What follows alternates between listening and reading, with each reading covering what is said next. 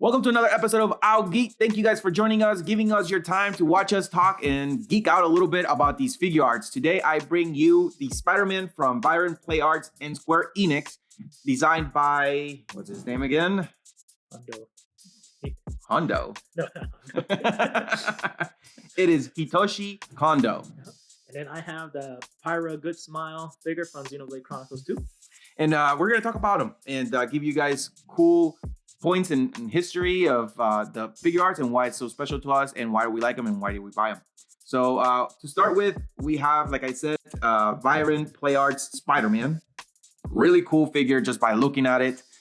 Really good shading on the black and the red, the blue and the white. Just really cool figure by Square Enix. Designed by Hitoshi Kondo, if I am pronouncing his name correctly. Really well designed.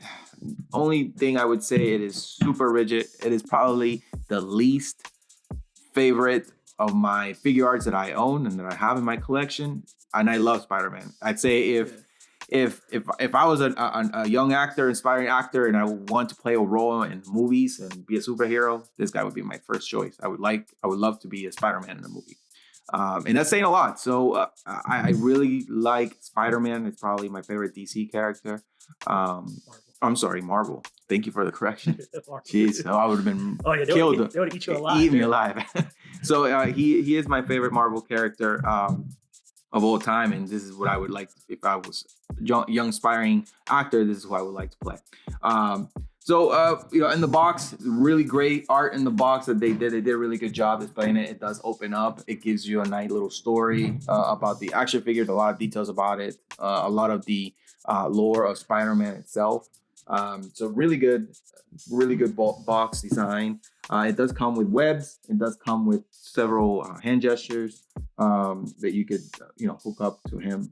His hands are removable, but he's very stiff. I had a hard time standing him up just to put him here. I can't really display them in different positions. But over here in the back, we see some cool writing, some cool logos.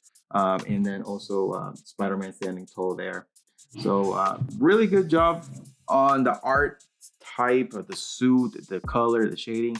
Not so much on the actual joints and it's very big. It's very big. It's very bulky.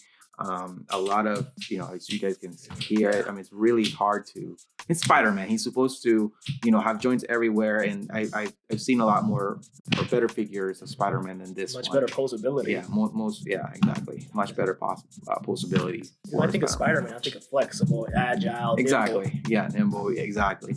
And he's very stiff. Like I moved him, and now I'm gonna have a hard time. I played a joke. I was just gonna sit him, so I'm just gonna sit him down for the video, and I think that's probably the best way because he's probably gonna fall a lot. Oh, Spider-Man! Poor Spider-Man. He's just taking a break. He got tired of sitting, but really cool, awesome figure. Again, my least favorite figure, and that's saying a lot. By Square Enix on this Spider-Man take. But who's your favorite Spider-Man of the live-action movies? Oh, easy, Tobey Maguire. Tobey Maguire. Hands down. He is, when I think of Spider-Man, I go straight to him. I know, basic cop-out answer, but I grew up watching the Tobey Maguire Spider-Man movies. Those are I love those movies. Even the third one. The third one is not even that good, and I still love it. And love the characters, the memes of the movies. I love the villains, the story, So the first movie was Green Goblin? Yes, it was. And I was just gonna go home. Huh? I was just gonna mention him too. Okay. And then the second Spider-Man 2 was Dr. Octopus. Dr. Octopus and the Octo. Yeah. And then the third one was the black suit with the symbiote. Yeah, symbiote suit. Yeah, that was cool. And some of y'all must maybe recently saw that they did make a comeback in a recent movie, and they still got it. Yeah, I mean, if I have to pick, I would pick Tom Holland. Okay. And that's reason why is because he got the cool gadgets. He was part of the Avengers, and I think that Marvel did a great job on getting him in there with the Spider-Man suit. He has all these different suits. I think the only one that he didn't get was the Signbots. That Signbots suit, the black suit. I did like the black suit on Spider-Man from Tobey Maguire. Yeah. But and the one that they really like is Andrew Garfield as Spider-Man. I like the story. I just didn't like him as Spider-Man. I never watched any of his movies.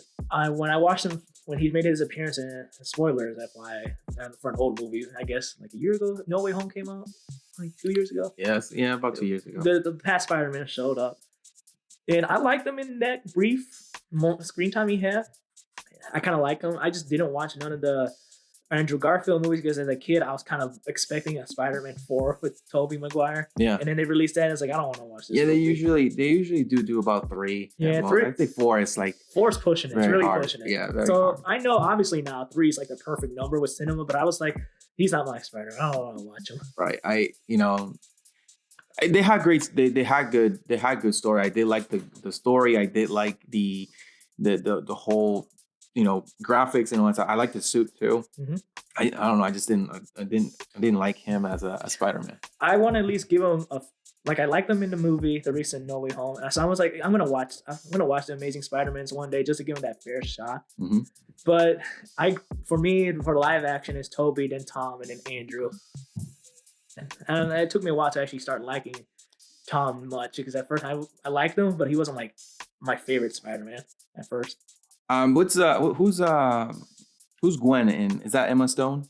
Emma Stone is Gwen in Andrew Garfield. Yep, I think that so out of all the Spider-Mans, I think Emma Watson. Mm-hmm. Emma Watson. I'm bad with actors and actresses' names. Yeah, I think it's Emma Watson. I think she was probably like the best like Spider-Man girlfriend out of all the movies. Yeah. I mean, Zendaya is famous and whatnot, but I'm sorry, but Emma Watson is just way prettier. And then the other one, I forgot Mary Jane's actor in Spider-Man. I know who the name's coming out because I don't know. I'm just really bad with actors and actresses' names. Yeah. If it ain't somebody I know, talk about all the time, I never remember. Well, she's pretty famous. I just can't recall her name right now at the moment. But yeah, I would say the actresses on those Spider-Man movies, I think Emma Watson did a really good job with Gwen. Yeah. I liked her as a character. But even though I didn't see the Andrew Garfield movies, Gwen Stacy's actually kind of something different. So we see Mary J all the time. Yeah, we saw her in the Tobey, and then we saw her in Tom. So it's kind of cool to see like another character, a romantic relationship with Spider-Man that isn't Mary J. So it's kind of cool. Absolutely. So yeah, Andrew Garfield, in his Spider-Man movies, it was a good story. I just didn't like him as Spider-Man, but he's a great actor. Yeah, he is. And when I saw him in No Way Home, I was like, you know what? The way he carries himself, I kind of want to give him a shot. He's just like this goofy kind of loser persona, and that just fits Peter as well. And I was like, I kind of want to give it a shot, just because he made me laugh during the movie. Yeah, I mean that movie was tough. That Spider-Man 2, I just like we were talking in a previous episode with the Raphael story about how he was changed. Yeah, changed. Because he lost his brothers. Well, he pretty much lost his girlfriend right at Spider-Man 2, and it was his fault. Yeah, and it was his fault. That was and that did change him, and that they should have continued. I think it's something about their contract and thing just fell through and it just didn't work out for Spider-Man 3. No, but I think he would make the best Signbot. Yeah, the symbiote. Yeah, the symbiote. Spider-Man, because he would be dark. Yeah. Just don't give a crap, because he just automatically changed because his girlfriend just died right there. Oh, yeah. He tried to grab her, with the spider web and just pretty much broke her in half. Yeah. And then, tough. Which is cool. They made a homage in that in No Way Home where he actually saved Mary Jane. He was actually be able to rest those demons. He actually saved her. Yeah. And to see that smile and actually are you okay? That was the happiest smile he had. So that was cool that he was actually made some redemption. Yeah. Everybody in the movie theater was going pretty crazy about it. So that was good. No, I mean on this Spider-Man when they all three were I think he was great. I think it was just. The reason why I believe he just wasn't the right fit was just at that time. I think with him growing as an actor, I think he did a way better job than so at least to me. I feel yeah. And I mean also in Andrew Garfield's defense, I know it sounds like we're just bashing on the guy, but compared to Tobey and Tom, those one's the most iconic Spider-Man, and one's like the brand new Spider-Man. So he's like he's like the one in the middle. Exactly. Not bad, not great. And it's funny. That's how they made him on the movie. I like that. I like that they knew for a fact like he's like the middle Spider-Man. Yeah, the middle Spider-Man. He's not the hot product now. He's not the classic. He's just there. And I kind of like that they pretty much carried that idea through the whole movie. Yeah. So we made a funny joke about posing my Spider-Man like this because he can't stand. So Michael just sit him up in a sexy position here, sitting down. So we'll see. He wants you to draw him like one of his French spiders. Yeah. Or go ahead and sketch him out. So there are like about 100 Spider-Mans. I did not know about that. That's a lot of Spider-Mans in the Spider-Verse. The newest movie that came out with Miles Morales, it's pretty cool too. I've only seen the first one. I haven't seen the second one. The second one, well, I won't spoil it for you then. The second one is really good. I mean, you can see a whole bunch of Spider-Mans. It did leave off on a cliffhanger, so there is going to be a third one. Yeah, I mean, pretty much the movie was just too long to end it, so it just ended, and then it's like, really, you're gonna leave me like this? So it was cool for an animated movie. It's one of my favorites. Yeah, it's really good. You got Spider Pig, the best Spider-Man. Spider Pig's cool. My favorite is Peter B. Parker. Okay, I love that version of Spider. He's like a close, strong second after Tobey. Because I love Into the Spider-Verse, the first movie, and they showed his backstory, and I was like, dang, I felt his pain. It was like, I love it. He was nervous that he was in love with MJ, obviously, and he was nervous about having children, and like because of the fears and stuff, they broke off. So he just had like this little bit of depression. And I remember the one scene with him just laying in the shower crying. Like, I don't know why that was it was the funniest thing. Just the delivery on the voice actor was great, and I liked it. I like seeing Spider-Man like that, because Spider-Man is my favorite superhero of all time. And I like seeing Spider-Man hit rock bottom and then rise back up. It's always cool seeing like Spider-Man, no matter which iteration, Peter, Miles, Gwen, all the Spider-Mans, they hit rock bottom, but they always come back. Yeah, it's part of their history and their story. That's what they made emphasis. And they back to the Spider-Verse, there was Miles Morales hadn't gone through his heartbreak or rock bottom, and to determine his most nemesis, evil supervillain. So it was a good movie. Overall, it was a good movie. 1962, I think, when Spider-Man came out by Stan Lee. I believe so.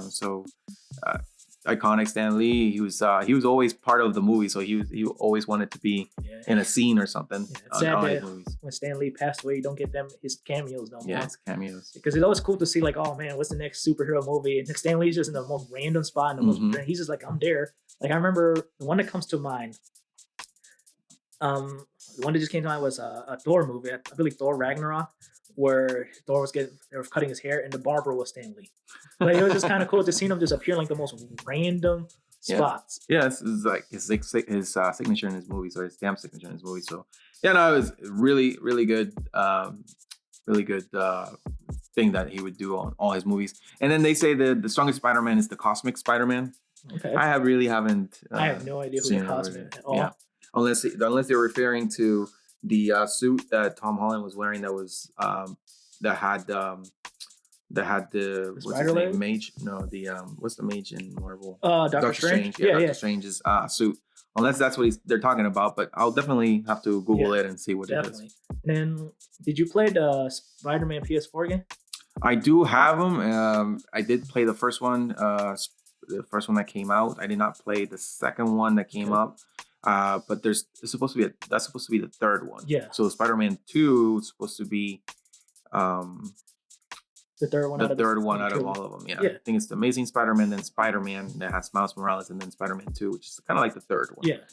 I did buy it, but I haven't played it. I only have the first one. I plan on getting them when I get my PS5 eventually. Game of the year. Oh yeah, the first one's amazing. It's literally also hands down my favorite superhero video game. Like I have more fun just web swinging across the city. So accurate. The map is so accurate. It's beautiful too. Yeah, accurate, beautiful. And then the suits, you can have all these weird looking suits, and they have their own special abilities. Oh, yeah. I always equip I always go back to the default suit, but I equip the electric suit's power on the default suit, so it has like these electric punches. So I could when the bad guys, those big, strong guys that can block your attacks, they can't block because they're getting shocked. So I can at least continue my combos going. great. It's a really good game. I highly recommend Spider-Man PS4. It's phenomenal. I love it. Yeah. I kind of want to game of the year. Yeah, game of the year. And this last one that came out, really good game. Honestly, I just haven't had the chance to play it. I have been finding myself doing a lot of that, buying the game. Yeah. And it just sits in my shelf. It's just a lot of time. And I think that's part of being a parent, right? I don't know that struggle. That's true. I have no children, so I could just go home after work, just eat some dinner, then start playing games until I fall asleep. But hey, that's part of life. But anyways, what you got over there? I have the Pyra Good Smile. It was a gift from my sister, Nicole, 2 years ago. I also have the Mifra Good Smile. Unfortunately, I left that one at home because that one, just like in character, super stubborn and did not want to just travel. So I brought Pyra instead. Figure since Mifra got the spotlight in our duo episode, it makes sense. Mifra is the co-main character of Xenoblade Chronicles 2. Some of you may know it's my favorite game of all time. Game came out December 1st, 2017, and she is the blade of Rex, the main character of the game. In the beginning of the story, where Rex finds her and sealed in this abandoned ship, Rex got stabbed in the heart by Jin, and then Pyra noticed that he got stabbed, so she gave him half of her life force, and they became bonded together as the driver and blade. Pyra's story in Mifra as well is to reach Elysium for they could reach her father, and then she wants to talk to her father about something, which I won't spoil it because you haven't played the second one yet. Love the detail in the toys, especially the shine in her scarves. I love the bright apple red. When my sister gave these to me for Christmas 2 years ago, I was just in shock and awe. Like, they're very nice. Especially the Aegis blade. I just love how it's igniting and you see the flames coming out. And I kind of love to see like the blue hues and then it starts actually becoming red, orange. Like any fire, obviously the hotter stuff is in the beginning and the normal fire tip is just as hot. This toy itself, this one is the most durable out of the two. Mifra is a lot more fragile, so I did not bring her, but it's very durable. I still recommend putting it in a box if you're going to travel, or at least detach her from the stand, which I almost did it, and I was kind of worried that I snapped something, but luckily that didn't happen. And some of you guys may know she made an appearance in Smash Brothers, and some of her signature moves you saw in Smash Brothers, Flame Nova, Prominent Revolt, Blazing End, and Burning Sword. Those are her specials, and also in Smash Brothers, also in Xenoblade 2. And then, as some of you also see, I also brought her custom control, the Xenoblade Chronicles 2 Pro Controller. This came with a special package bundle with Xenoblade. I didn't get the special bundle when it first came out, but I bought the controller on my local game store. This is actually my second copy of that controller.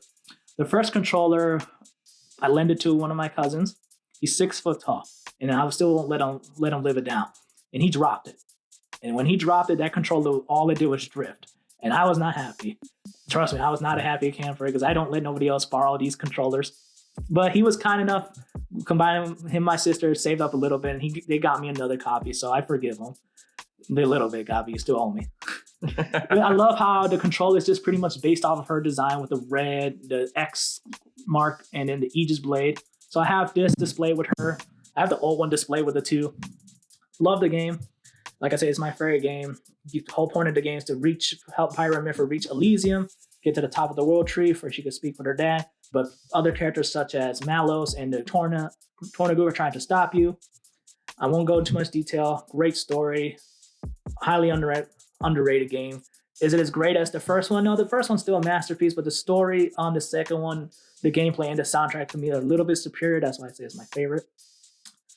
But yeah, and then another thing cool about the character, her voice actor, Sky Bennett, she did a playthrough of the game. She did videos and she did skits and scenes in character. So she was playing the game pretty much in character, which is really cool. She's very cool. The fans love her. I like her. I would love to meet her one day. She literally did one of my favorite skits she did. I don't know if you know this, but like, you ever seen the Fun song from SpongeBob? Mm-hmm. She did it as Pyra and Mifra, and it's just a hilarious thing ever. If we could find it, I'll put in a link on the video below. You could easily just look it up. Just look up Sky Bennett Xenoblade 2 playthrough. She does a lot of the videos. It's funny and it's hilarious. I highly recommend it. like I said, great game, phenomenal. I love the figure arts. We'll display the Mithra figure art as well. I just do not want to try with that toy. Yeah, it's too delicate. Way too delicate. I hear you. I mean, yeah, it's really cool. I like the figure. I like how they have the effect, like if she was attacking and ready to attack. I'd say the only thing I don't like is that like the blade is ready, but she doesn't have her game phase on. She's just smiling, unless that's what she always does. Well, it is the pose that you're supposed to have them is a concept art where both blades are like connecting, making an X. Okay. So in the concept art, they're just both smiling. We'll put it up there. I have the concept art book at home. She doesn't really smile much. I mean, she went in combat, but this is just literally a promotional image that you just have both of them making an X with the sword. Gotcha. Okay, well, the reason why I say is like, you would think she's like frowning or maybe looking, tough. No. Since the blade looks pretty tough. It looks like it's on fire. Well, literally, it's on fire. So, yeah, that's the only. But yeah, since this is a concept, but overall, I do like it. I think it's very detailed too. Sure. Like you said, her scars on the back. Is that what you would call it? Scars? I always call them. I don't know what would you call them. They're not really a cape. Or cape, yeah. Because I figure a cape is maybe a split cape. I always call them scarves. Yeah. Because when in game you see them flowing in the wind when you play as her, so it's kind of cool. Yeah. And there's a reason why I picked Pyra and Mithra technically with Spider-Man is because they both have they learned a lesson of with great power comes great responsibility. Okay. The big phrase right there. Phrase. Had to drop it. Like 500 years ago, before the event of Xenoblade 2, Mithra was fighting her brother Malos, and they were fighting. She accidentally did a big incident, killed a bunch of people because she just wasn't watching her power. And he was like, she did save the day, but in history sees that she's the bad guy. So she created Pyra to hide herself, and she believed that the world really doesn't need her. So she created like this false image so she could just walk. She wanted to stay asleep. That's literally her thing. She wanted to be dumped. Her old driver, Adam, dumped her in the ocean. The ship was locked up with like the seal, and she just wanted to sleep for the rest of her life. They found her, reawakened. She was not happy that she was reawakened. But she had to learn through the story, like the world does need her, so she has to be there. She just has to be careful because that's a huge responsibility. Next Ryan, because she made amends. She has to make amends because that past thing happened 500 years ago, but the world is still affected by it. So it's cool. I like that she still has to live with the consequences of what she did, even 500 years in the future. Yeah, good pick. I mean, it is with great power comes great responsibility. So yeah, no, absolutely. Especially she's like, a goddess. So oh yeah, pretty much. So you even if you could live for 100 years, you're still stuck with that. Yeah, and it's cool that the game focuses a lot on. It's one of the main themes is memories, and each one, like a blade, when they get reawakened, they typically lose their memories. But since she and her brother are master blades, the Aegises, they retain their memories, even if they go back to sleep and get reunited, reawakened from a different driver. No matter how many lives, how many drivers, those memories will stick. And part of her sometimes wish she kind of forgets those memories, but she can't lose them. No, great figure, great story. So yeah, so that does it for this episode. Thank you guys for watching. Again, this is my Spider-Man from Byron Players Arts by Square Enix. And this is my Pyra Good Smile figure and my Pyra controller. So yeah, thank you for joining us. Remember to subscribe, give us a thumbs up, and also comment below. Yeah, let us know who's your favorite Spider-Man. Did you watch any of the Spider-Man movies? Do you like any of the Spider-Man movies? Do you even know who Spider-Man is? I hope so. He's the most recognizable superhero of all time. Sitting just like Deadpool would say. Sexy Spider-Man over here will be disappointed if you haven't seen it. Did you play any of the Xenoblade games? Did you play the second one? I highly recommend it. Though it's not as a masterpiece as the original, it's just as fun, maybe a little better in my opinion, but we're not going to go there. I'm not starting a debate again. Great games, great comic books. Definitely check them out. That's right. Always remember, geek out. So this is our style of... This is our style, our generation of art. Where you say, how some people have art displayed in their house, statues, busts. We have these toys that we like to display.